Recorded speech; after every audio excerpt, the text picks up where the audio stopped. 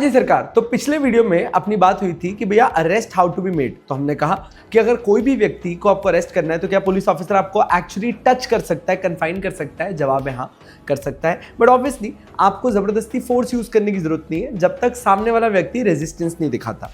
Sir next up, क्या police officer एक female को भी टच कर सकता है? नहीं, फीमेल को आपको टच नहीं करना है अनलेस एक फीमेल ऑफिसर नहीं है वहां पर।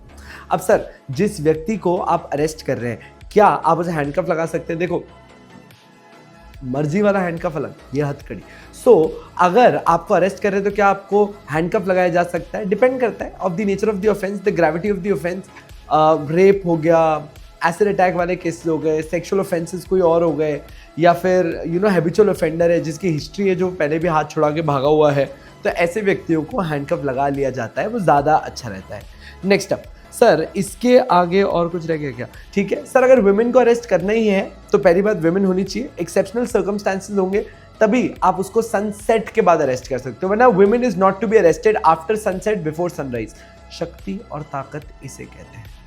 सनसेट के बाद नहीं, सनराइज के पहले नहीं, वुमेन अरेस्ट नहीं होगी। करना ही है तो पहले मजिस्ट्रेट से अप्रूवल लेकर आओ, और अरेस्ट करेगा भी कौन? एक फीमेल ऑफिसर अरेस्ट करेगी। Going ahead, next up, sir जिस व्यक्ति को आपने अरेस्ट किया है उसे विदाउट अननेसेसरी डिले आपको नियरेस्ट मजिस्ट्रेट के पास लेके जाना होगा विद इन 24 आवर्स। और इस 24 घंटे की गणना में हम किसको नहीं गिनते हैं? The time taken to travel को नहीं गिना जाता है। अब जो मैं पॉइंट बोलने जा रहा हूं वो बहुत इंपॉर्टेंट पॉइंट है।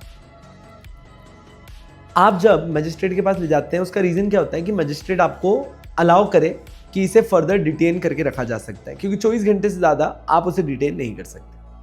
अब दोस्तों, आप दो तरीके के ऑफेंस कर सकते हैं, मैंने आपको क्लास में से काफी डिटेल से सिखाया, आधा घंटा चलाए टॉपिक। एक ऐसा ऑफेंस होगा जिसके अंदर आपका टोटल डिटेंशन 60 दिन तक के लिए आ सकता है, और दूसरा ऐसे ऑफेंसेस होंगे जिसमें आपका टोटल डिटेंशन 90 दिन तक के लिए आ सकता है।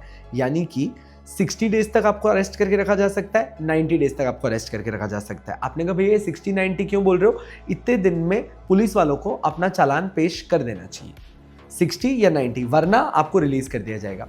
सो in case of 60 days and in case of 90 days, ध्यान से सुनना, 60 दिन वाले केस में पहले 40 दिन तक और 90 दिन वाले केस में पहले 60 दिन तक मजिस्ट्रेट कोई भी हो वो आपको फर्दर डिटेंशन देता रह सकता है। पर अगर इसके बाद डिटेंशन चाहिए तो आपको उसी मजिस्ट्रेट के पास जाना पड़ेगा जिसके पास पार है इस केस को सुनने का।